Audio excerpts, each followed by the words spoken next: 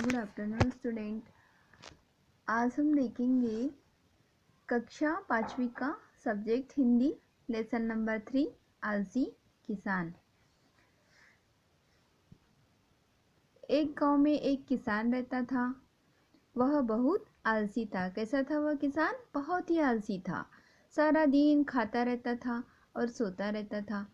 उसकी पत्नी उसे बहुत समझाती थी, पर उस पर रत्ती भर भी प्रभाव नहीं पड़ता था। बहुत समझाती थी कि इतना आलसपन मत करो, फिर भी वह कुछ समझ नहीं रहा था। उसके ऊपर जैसे कि कोई इफ़ेक्ट ही नहीं हो रहा था, कुछ प्रभाव ही नहीं पड़ रहा था। उसके पास बहुत सारे खेत थे, फलों के बगीचे थे, पर किसान उन्हें देखने तक नहीं जाता था। अब किसान के पास में क्या क्या थे? बहुत सारे खेत थे, फलों के बगीचे थे, जैसे कि आम, जाम, नींबू, ऐसे सपोज होंगे ही इतने बगीचे, पर किसान उन्हें देखने तक नहीं जाता था। वह क्या करता था? बहुत आलसी था, खेत जाता ही नहीं था। अब आगे देखते हैं। ये देखिए, किसान सोया हुआ है। पत्नी कितनी भी बार उसे जगाती है, पर यह किसान कुछ उठने का नाम नहीं लेता, दिन भर सोते ही रहता है। अब देखिए, एक दिन एक महात्मा किसान घर पधारे। किसान ने उनकी बड़ी अवभगत की, खूब सेवा की। उसने महात्मा के चरण पखारे, स्वादिष्ट भोजन करवाया, पंखा पंखा झला और उनके चरण दबाए। तो देखो, एक दिन क्या हुआ, ये देखिए यहाँ पर महात्मा जी आए हुए हैं। किसके यहाँ? किसान के यहाँ। ये किसान है और उनकी ये पत्नी है। तो उनके यहाँ एक दिन क्या हुआ, एक महात्मा जी आए।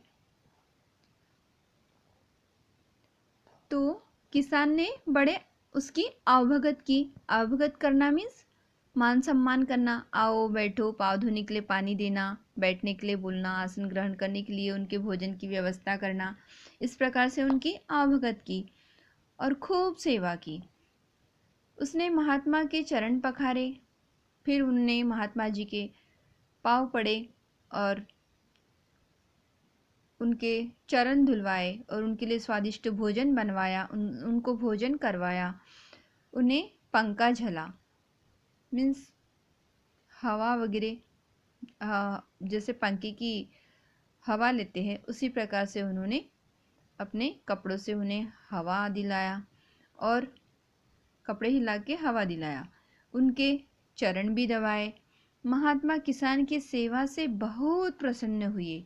अब ये जो महात्मा जी दिख रहे, ये क्या हुए? बहुत प्रसन्न हुए। किससे?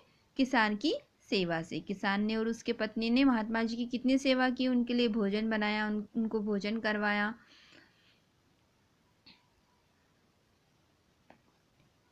अब महात्मा जी किसान की सेवा से तो बहुत प्रसन्न हो गए। तो उन्होंने कहा, बेटा, तुम्हारी सेवा से मैं बहुत प्रसन्न हुआ।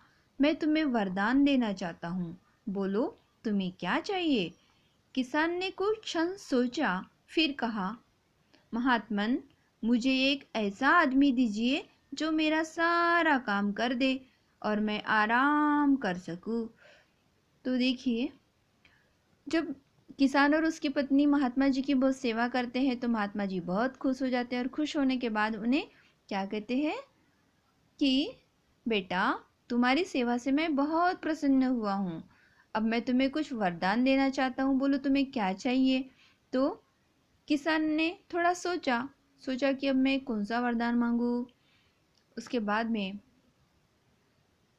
महात्मन, मुझे एक ऐसा वरदान दीजिए जो मेरा सारा काम करे और मैं आराम कर सकूं। उसके बाद उन्होंने वर मांगा। किससे? महात्मन जी से, कि ऐसा तो कुछ चमत्कार कर दीजिए कि मैं आराम करूं और मेरा सारा काम भी हो जाए। ऐसा कोई एक आदमी हो तो वो भेज दीजिए। अब देखिए आगे, मैं आदमी तो नहीं, पर एक ब्रह्म राक्षस जरूर दे सकता हूँ। अब महात्मा जी कहते हैं, मैं ऐसा कोई आदमी तो नहीं दे सकता आपको कि जो आप आराम करे और वो आदमी सारा काम करे ऐसा, लेकिन हाँ, एक ब्रह्म राक्षस है जो मैं तुम्हें दे सकता हूँ। लेकिन तुम्हारे पास इतना काम होना चाहिए कि तुम उसे दे सको। मतलब ब्रह्म राक्षस मैं आपको दे सकता हूँ, लेकिन आपके पास इतना सारा काम होना चाहिए कि आप उसको काम दे सको, ऐसा महात्मा जी ने कहा। तो देखिए,